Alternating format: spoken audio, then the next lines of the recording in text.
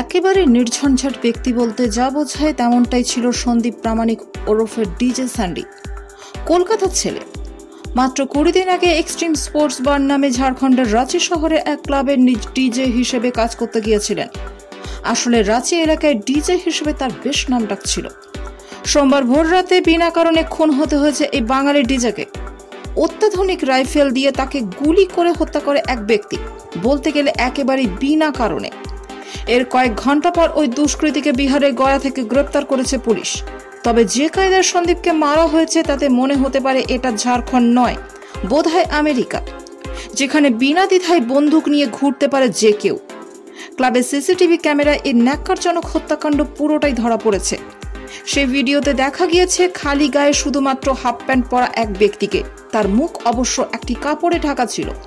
তার হাতে ছিল একটি অত্যাধুনিক রাইফেল। সন্দীপকে সে পয়েন্ট ব্ল্যাঙ্ক রেঞ্জ থেকে গুলি করে। এরপর কয়েক পা এগিয়ে মাটিতে পড়ে যায় সন্দীপ। অভিযুক্তকে দরজা দিয়ে বেরিয়ে যেতে দেখা যায়। ফুটেজটির টাইম স্ট্যাম্প অনুযায়ী ঘটনাটি ঘটে সোমবার রাত 1:18। পরে আহত অবস্থায় সন্দীপকে হাসপাতালে নিয়ে যাওয়া হয়েছিল। তখনও বেঁচে ছিলেন, কিন্তু চিকিৎসা চলাকালীন তার মৃত্যু হয়। এর কয়েক ঘন্টা পরে বিহারের গয়া থেকে অভিযুক্তকে গ্রেপ্তার করে ঝাড়খণ্ড পুলিশ।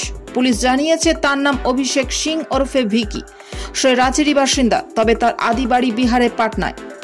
রাঁচির এসপি চন্দন কুমার সিনহা বলেছে অভিষেক সিং সম্ভবত পাটনার বাড়িতে যাচ্ছিল। ঘটনার পরপরই পুলিশি তদন্ত শুরু হয়েছিল। আমরা জানতে পেরেছিলাম অভিযুক্ত বিহারে গয়ায় রয়েছে। এরপর আমরা গয়া পুলিশের সাহায্য চাই এবং অবিলম্বে সেখানে একটি দল পাঠাই। এরপর ওকে গয়ায় ধরা হয়েছে। আমরা অভিযুক্তকে রাঁচিতে নিয়ে আসছি। গুলি চালানোর সঠিক কারণ জানতে বিস্তারিত জিজ্ঞাসাবাদ করা হবে। পুলিশ আরও জানিয়েছে অভিষেক সিং এর নামে 2টি বন্দুকের লাইসেন্স আছে, তবে 2টি সম্ভবত জাল। যে রাইফেলটি সে ব্যবহার করেছিল সেটি সম্পর্কে আরও তথ্য জানার চেষ্টা চলছে। পুলিশ জানতে পেরেছে গুলি চালানোর কয়েক ঘন্টা আগে ওই বারে বসে মদ খাচ্ছিল অভিষেক সিং এবং তার বন্ধুরা।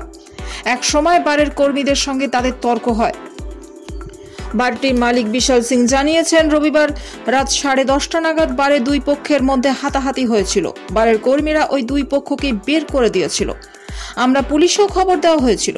রাত 11টা নাগাদ সেখানে এসে একজনকে গ্রেপ্তার করেছিল পুলিশ। পরিস্থিতি স্বাভাবিক হওয়ার সঙ্গে সঙ্গে বারটি বন্ধ করে দেওয়া হয়েছিল।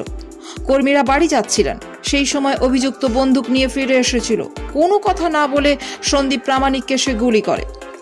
বিশাল বলেছেন তর্কাতর্কিতে সন্দীপের কোনো ভূমিকাই ছিল না। উনি তর্কে অংশ নেননি। উনি খুব শান্ত প্রকৃতির ছিলেন। বিনা কারণে ওকে গুলি করে খুন করা হয়েছে। আসলে অপরাধীরা যাদের সঙ্গে আগে ঝগড়া হয়েছিল তাদের খুঁজছিল। প্রথমে ওরা সন্দীপকে গুলি করে, তারপর কাউকে খুঁজে না পেয়ে পার্কিং এলাকায় গিয়ে বাতাসে একাধিক গুলি চালায়। সন্দীপ প্রামাণিক রাঁচি সার্কেলে অন্যতম সেরা ডিজে ছিলেন। অকারণে একটা নিরীহ প্রাণ চলে গেল। আমরা ওর পরিবারের সঙ্গে যোগাযোগ করেছি। পুলিশ জানিয়েছে ঘটনার সময় সন্দীপ বারের ঠিক বাইরে একটি লিফটের কাছে দাঁড়িয়ে ট্যাক্সির জন্য অপেক্ষা করছিলেন। অভিযুক্ত অভিষেক সিং এর 2টি গাড়ি আছে। এই গাড়ি দুটি নিয়ে সে পালিয়েছিল। 2টি গাড়ি বাজেয়াপ্ত করা হয়েছে। অভিষেকের 3 বন্ধু প্রতীক, মোহাম্মদ সমীর উদ্দিন এবং মৃত্যুঞ্জয়কেও জিজ্ঞাসাবাদ করা হচ্ছে।